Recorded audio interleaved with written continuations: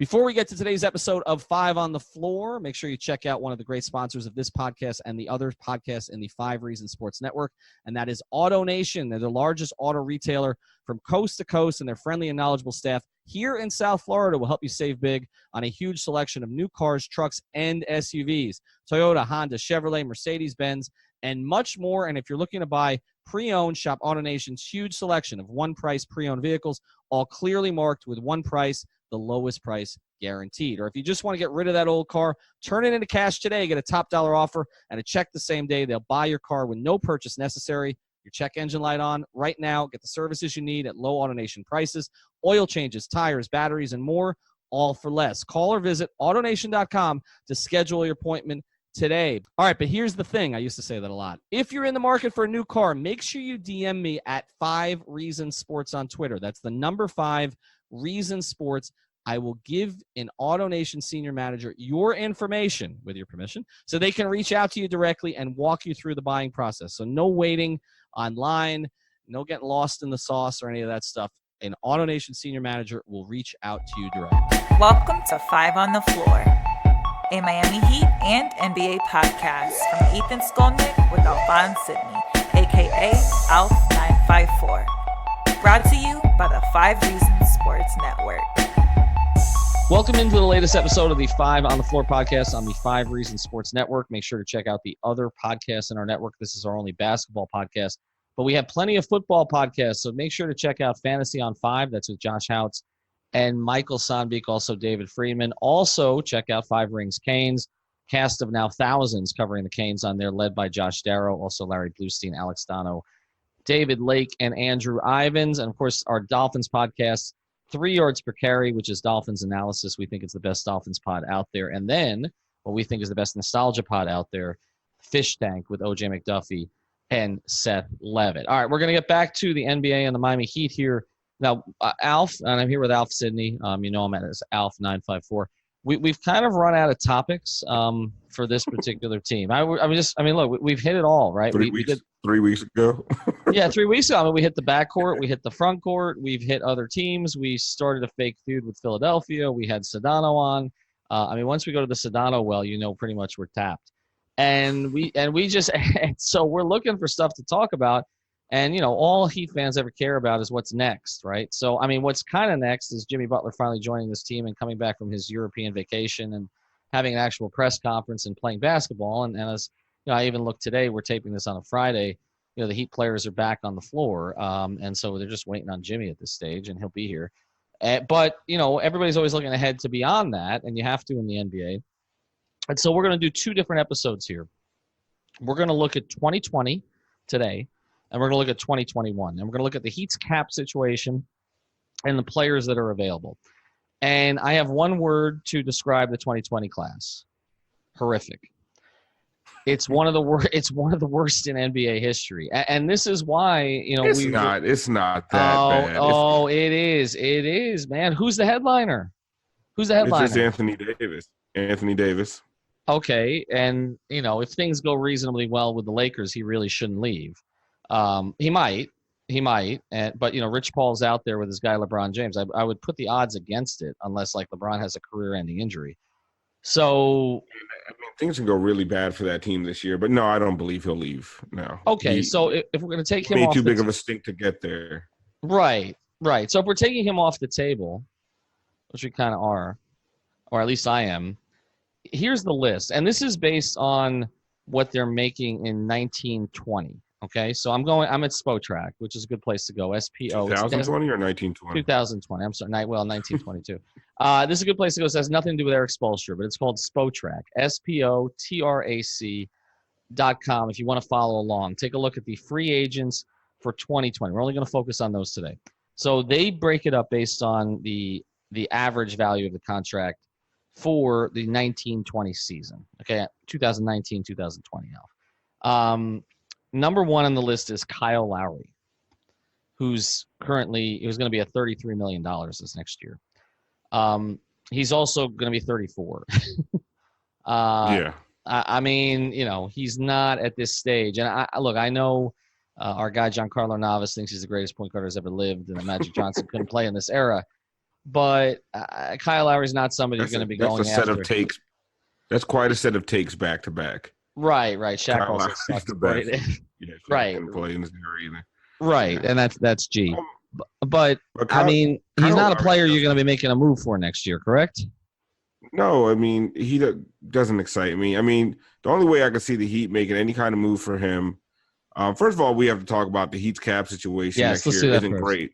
Mm-hmm. I mean, you're losing Goran Dragic is coming off the books, and I believe Myers Leonard is expiring as well.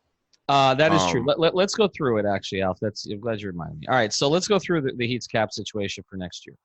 According to Spotrac, and again, there's different sites here that have slightly different versions of this, and I never understand that because the facts are the facts, right? But here's basically what they have. The players they have on the books for the Heat in the after 2020, so going into the 2020-2021 season, they've got Jimmy Butler at $34 million, roughly. I'm gonna round these to the nearest whole number. James Johnson at 16. Wow. Kelly Olynyk at 13. Justice Winslow at 13. Dion Waiters at about 12.7, so we'll call it 13. So basically a 34, 16, 13, 13, 13. Adebayo a little over 5. Tyler Herro a little under 4. Okay, so those players alone, you're basically at, we call it 50, 39, it's about 90 million, 95, 98, about $100 million, okay, with those players alone. But remember, you stretched Ryan Anderson to get rid of the Tyler Johnson contract. So you're really at about 105. Okay, then you've got these cap holds. You mentioned Goran, Myers Leonard, Derek Jones Jr., Udonis Haslem. I wouldn't worry about the UD and Derek Jones ones, although they're going to have to look at an extension with him at some point here. But Goran Dragic and Myers Leonard would be coming off your books. You'd have to hold temporarily until something happened with them. But basically, the total, what's expected to be, and this is not for sure, but what's expected to be the cap is about $117 million. So they have it. You got 105. Now remember, if you have other players, you bring in other guys to fill out the roster at minimums, etc. There's some exceptions here, but your cap's going to go up. But the basic point here is, even now, with just counting those guys, you're about $10 million under the projected cap, and you're going to be pressed up against it. So a lot of what we're talking about here, Alf, for the Heat may not even be possible. But the reason we're entertaining it is because they've shown that they can be flexible before. And if you were to unload a James Johnson or a Dion Waiters into space or something like that, it opens up some additional cap. Things up. What it shows you really is how bad their cap situation is in now. That, I mean, with Goran and Myers Leonard coming off the books, they still barely have any room underneath the cap. So it just kind of shows you where they're at this point right now.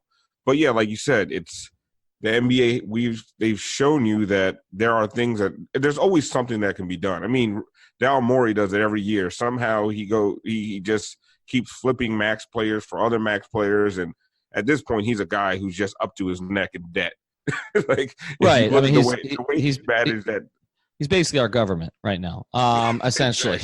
Right. I mean, he's raising the debt ceiling. That's all he's doing. That's all he's doing. So, I mean, I don't know if he's getting the money from China or not, but we are. But the other guy I forgot was Okpala. So Okpala is due 1.5 the following year. So again, you're pressed up against it. Like, there's just not a lot of room there. So I don't want to say, off the top, that the Heat can necessarily afford a $35 million player. They can't right now. They would have to make some moves to be able to get into that kind of position. The greater point of this podcast is that there really isn't anybody worth getting into that position for. All right, so let's go through the list again. We'll get back to our episode here in a second. I'm the first one to tell you about a great sponsor of the 5 Reasons Sports Network, and that is BetDSI. Terrific sportsbook you can find online at betdsi.com. And not only can you bet on games, and obviously we've got the Dolphins coming up, their home opener against Baltimore. You can't bet on whether Ryan Fitzpatrick gets killed, but you can certainly bet on whether the Dolphins keep this thing close. We'll see. I mean, they're bringing in offensive linemen as we speak, just right off the street. But you can also bet, of course, on futures. So you can bet on the Heat right now. I just looked on betdsi.com. They're at 43.5 for the season. Do you think they'll go over or under? You can bet them there. You can start to bet on futures with the NHL, with the Panthers, and of course, baseball's still going on, college football. Here's what you need to do, though, if you're going to get a special bonus you've got to punch in the promo code 5101. That's FIVE 101, betdsi.com. Once you get on there, you'll see how the bonus works. Not very complicated. Okay, gives you some extra opportunities here in case you might be wrong about something. Not saying that you're going to be, to keep gambling. And the in-game stuff is great. If you lose the first half, you can always bet the second half, and it keeps you engaged the entire time. So go to betdsi.com. So Kyle Lowry, again, mid-30s point guards, making that kind of money. Maybe if he's going to take 10 somewhere. What is he going to? In the open market, what will he even command? I guess a lot of it depends on what he does this season. Is basically the number one option. Yeah, he's going to be the 1 or 1A with Siakam, I think, in Toronto. Yeah, and I honestly think that's going to be a 6 or 7 seed. I don't see them doing much. I agree. I think on the open market this year, he probably would have commanded in the 15 to 17 range per season. Now he's next year 1 season older. With probably an unimpressive year. Right. So I don't think so. All right. So the next guy, Gordon Hayward. It's funny. He's back up again. Like we just did this. Right. He's going to make $32 million this year. And, he has a player option. So he may not even be on this list because I would assume he's probably going to exercise it. Right. Unless he has, he's fully recovered from an injury and he gives you the 22, 5, and 5 that you were expecting to get from him. I don't see how it happens with all the wings that they have on that team. So I don't even think Hayward's going to be on the market. So we can probably take him off the market. Paul Millsap, $30 million he's making this year for Denver. And his role is decreasing there. It's more Jokic. It's more Murray. It's more Harris. It's more the other pieces, more Beasley, more of the other pieces on that team. Paul Millsap would be a nice add to the Heat. He fits the culture, but he's going to be 35 this season. And no. DeMar DeRozan. One of those Joe Johnson, Luol Deng sightings. At the end, right? You get a little something out of him, but it's just not. It doesn't turn your team around. No. All right. So DeMar DeRozan, going to make $28 million this year. He's got a player option if he even comes clean. And so, we'll have to see how that actually works out. I think, I just, with DeRozan's a weird one because, he's going to give you the scoring. He had a really nice season. I thought he rounded his game out a lot, but he never became a 3-point shooter. The clutch stuff with him it's not a myth, man. It's just not. Like the stuff in the playoffs is real with him. He's just not an effective playoff player. Like, that there was that analytics that came out about guys and how they performed in the playoffs as relative to the regular season. And he fell off a cliff. And Kawhi is the guy who accelerated the most. And that played out again a little bit. So I just don't, DeMar, I think he's DeMar would have been a really good player in the early 2000s when the NBA was trash. Right. You had a bunch of guys out there, the Stevie Francises of the world, that they could score a lot of mid-range, inefficient shots, high volume, and just never really won anything. I like DeMar, but DeMar is like a third or fourth option that you have to pay it like a number one, right? Right. He's I don't know if he's a third or fourth. I think he's a on a title winning team. He's not your second option. I don't think so. I think he could be. Well, look, could he? Let's put it this way: could he have been? Who was the second option in Toronto this year? Was it Lowry? Okay, maybe Siakam, but probably Lowry. And Lowry and DeRozan, there was some question who was the best player on that team. I think you could win. You could advance pretty damn far with DeMar DeRozan as your second best scorer. I just don't. If you want to win a title, he has. To me, he has to be third or fourth. But you got to pay him like a number one. He's one of those guys that it's just I just don't see it happening for him. Yeah, probably not. And so I don't think that's a great fit for the Heat. Plus, I don't think he fits next to Jimmy. You can't have two guys when Jimmy's not a plus 3-point shooter. He's kind of a negative 3-point shooter. If you can't have two guys, one who won't shoot threes and the other who really doesn't shoot it that well, it's in the modern NBA. Defenses will collapse. It's not going to work very well. Otto Porter Jr., $27 million player option. Christ. Andre Drummond, $25 million player option. I mean, if Bam's your center, you're not really considering that. We mentioned Anthony Davis, and we both assume. I think he's going to stay there. Things would have to be catastrophic, I think, for him to go. I mean, like catastrophic, like the way they were for the Lakers this season. Yeah. Because I believe that there's a chance that if LeBron had signed a 1-year deal, he might have gotten out of there this year. It wouldn't. I mean, I know he's got the other interests, and that's more important to Maverick and to Rich Paul than some of the basketball stuff now. But I think he might have bolted if he'd had the opportunity, but he didn't.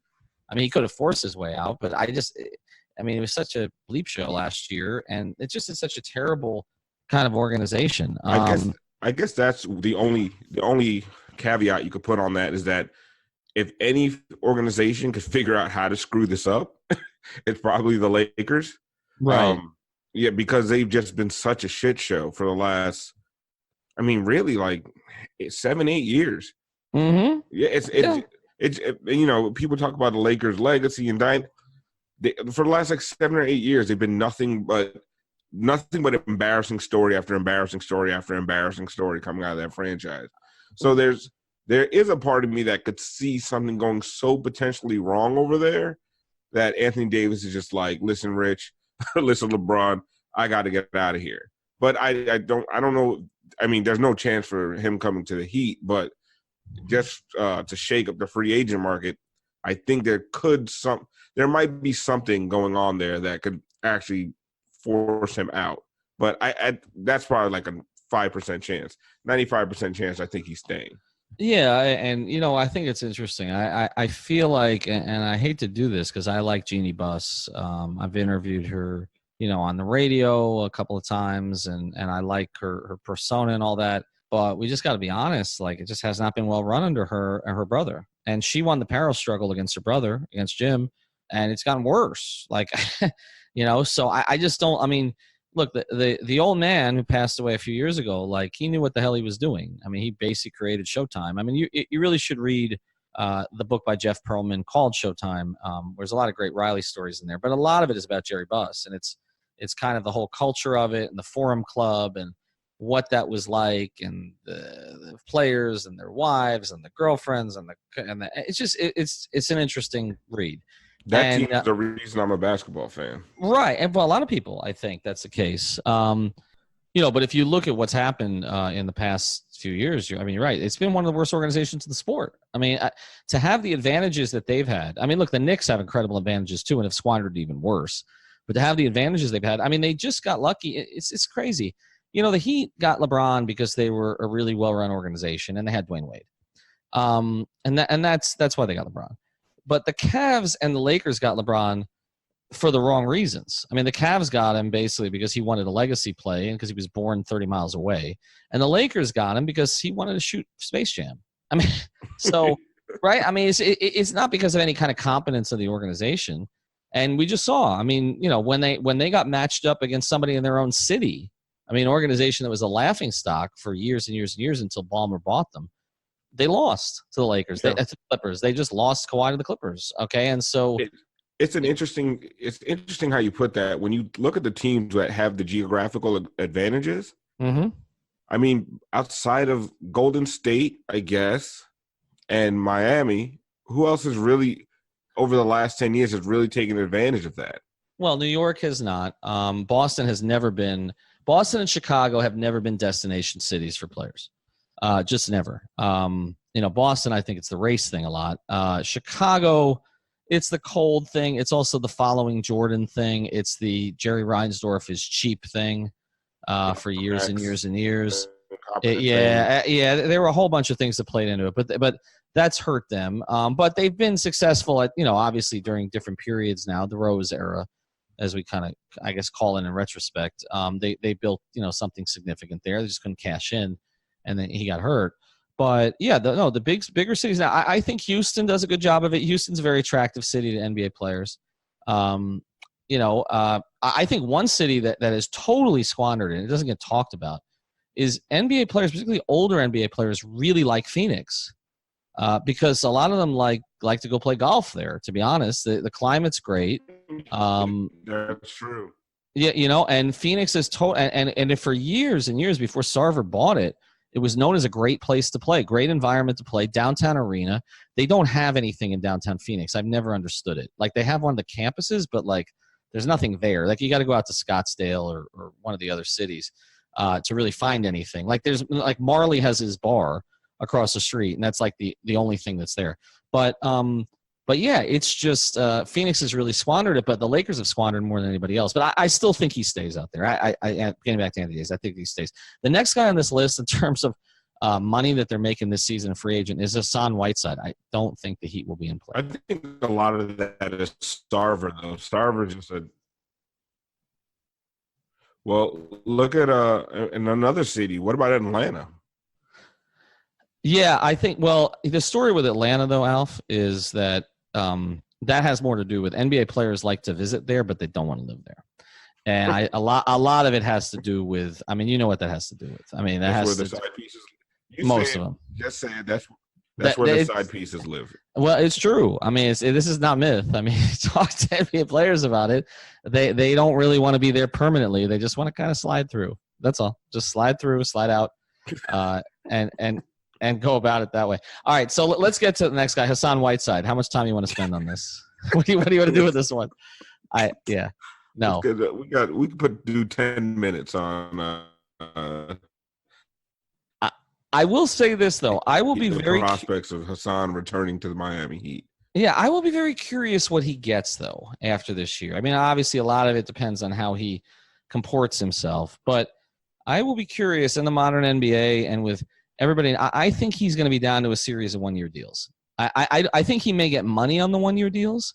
He may get $10 million plus on them, but they're going to be one-year deals. He's going to have a series of prove-it deals for the rest of his career. I would be willing to bet he never gets a 2-year contract again. He may get a 1 year with a player option, with a team option, but that's it. Yeah, even if he has a great year, I don't think anyone's going to be fooled again, right? No. They're gonna like, okay, yeah, we've seen this movie before. We know how it ends. So yeah, I don't see it. You're right. Maybe like he has a bang up year and someone gives him a 1 for 15 mil, like somebody like the Lakers, because they don't have a big man. Right. But I don't see anybody doing a 3 or 4 year deal for Hassan Whiteside ever again. I don't think he gets a 2. I don't think he gets a 2. I think that's it. I think it was the one chance he had, and the maybe reception a 2 with a team option. Team option, not a player option, and a 2 with a team option is not a 2; it's a 1. But I think the teams around the league will look at it and say, if the Heat couldn't get him to cooperate, how are we? A lot of teams look at stuff like that. They look if the Heat and Spurs. That's how a lot of teams around the league look at it. They're like, if the Heat and Spurs can't get this guy to do it, well, they know themselves. They know we're not going to get them to do it either. All right, 2 more guys. Give me and again, this is how bad the list is. These 2 guys are making $24 million this year. Which of these 2 players has a better chance to be a functional signing? And this is not neither of these guys do I think that he should go after. Nick Batum or Chandler Parsons? Oh God. That's this. This is the point of this list. This is the point of this list. Nick Batum, is that just injury? What I mean, I don't know. I wanted Nick Batum in Miami badly because I liked his game at one point. Mm-hmm. But I don't know if it's injury. I don't know what it is. He's just falling. The word that was used for him by a former NBA player who I know very well, who I respect, who used to guard him, was soft. They didn't like the contract when Charlotte gave it to him because they said he just doesn't have that. He's just not in him, and he didn't enough to get the deal, and that was it. Parsons, I think, is done. That is injury, I guess. That's one of the weirdest situations in the NBA. He was a good starting small forward, and then he wasn't. And he's another Ryan Anderson, where it's just.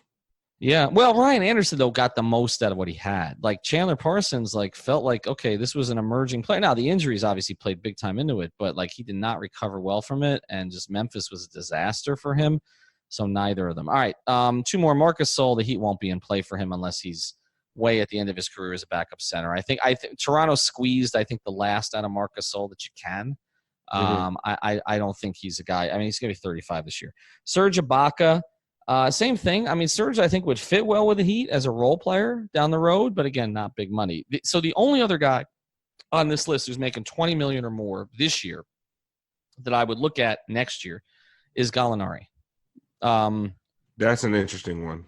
Who's at 21.5 this year, playing for OKC. They're going to lose a lot in the West. I like a couple of pieces they added from the Clippers, but they're going to lose a lot. It's a really good conference. Obviously, no Westbrook anymore. Gilgeous-Alexander's out there, but there's not a ton on that roster. It's a rebuild. He's going to score a bunch. He'll probably get hurt again because that's typically – it didn't happen last year, actually, but that's typically what happens with him. But Gallo is the one guy on this list that I know the Heat have had interest before, and he's going to be 32 this season. Again, not a big money guy at that stage, but somebody I think that the Heat would look at if they had some cap space to clear or they can move something in the sign and trade potentially. But he's the only other one because I look at the rest of this list, sub-20 list. Jeff Teague, Derek Favors, Kent Bazemore, Tim Hardaway Jr. You could bring Timmy home, but is he ever going to defend? Evan Turner, he's a worst. Who's Derek Favors? I don't hate that. No, I don't hate it. He's making 18.8 this year. I don't. He's a very good defender. Never really became the offensive player that you'd hoped he'd become. He's going to be in New Orleans this year. That's a pretty stacked team. I don't know how far up they get. It depends on how quickly Zion develops. How he fits next to Zion, I'm a little confused, although I trust David Griffin on that.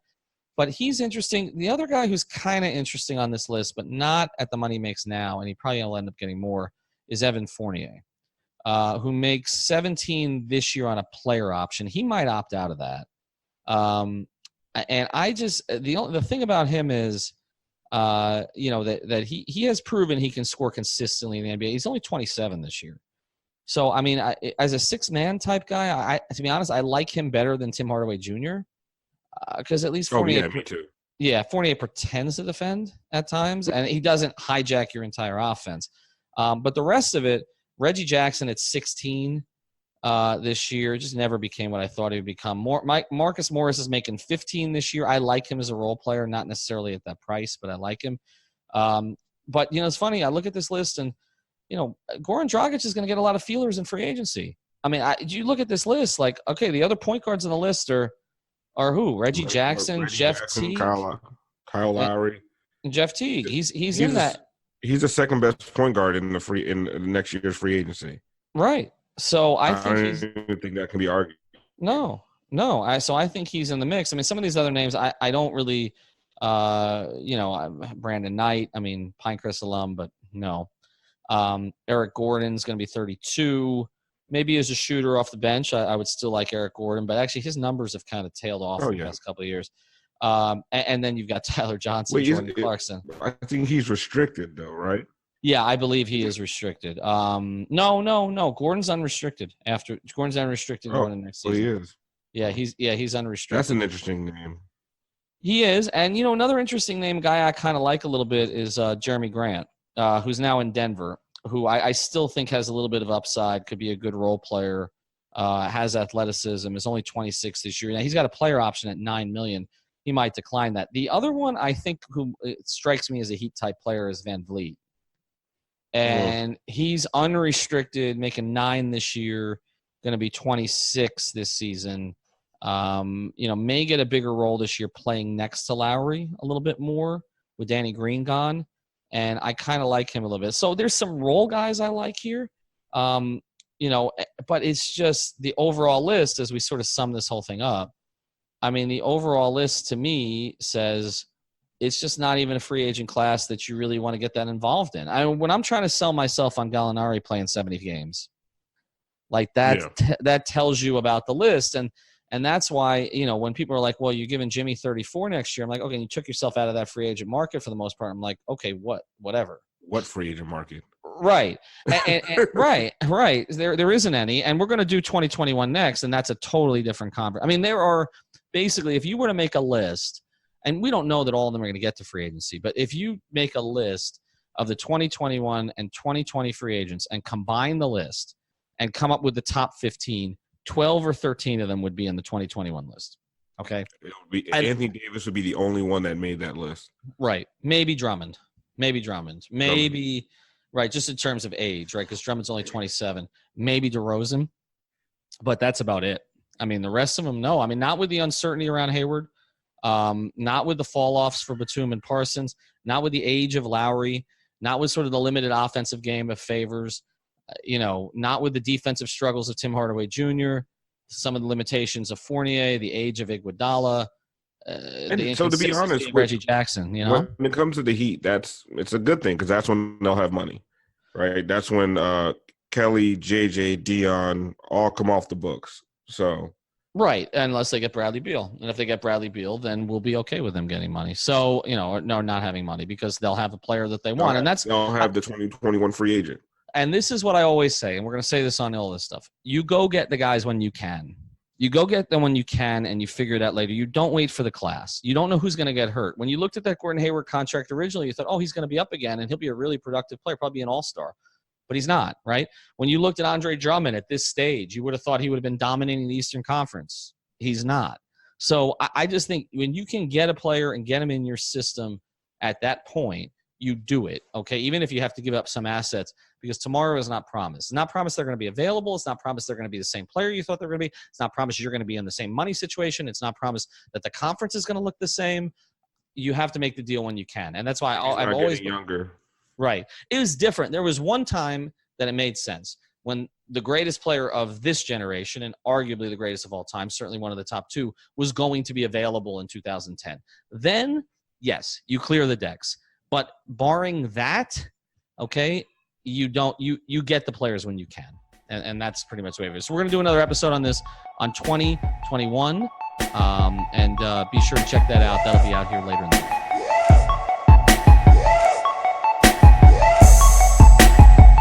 Another of the great sponsors of the 5 Reasons Sports Network. I can attest to this personally because they just threw out my traffic ticket for me. It was no problem, no points on the license, no other details that I had to deal with. You've got to check out the law firm of Seltzer Mayberg. You can find them at onecalllegal.com. That's onecalllegal.com, or call 1-855-5000-LAW, 1-855-5000-LAW. They handle cases including but not limited to car accidents, slip and falls, and of course traffic tickets. And they've got a new 15,000 square foot office, which we work out of at times as well, on I-95 in North Miami. They handle cases from all over the state. They got a special now. If you mention 5 Reasons or 5 on the Floor, they will take care of your traffic ticket for $49.95. Go check out that price somewhere else. You're not going to get it. Call now, 24/7 service for a free consultation. That's onecalllegal.com, 1-855-5000-LAW, Seltzer Mayberg.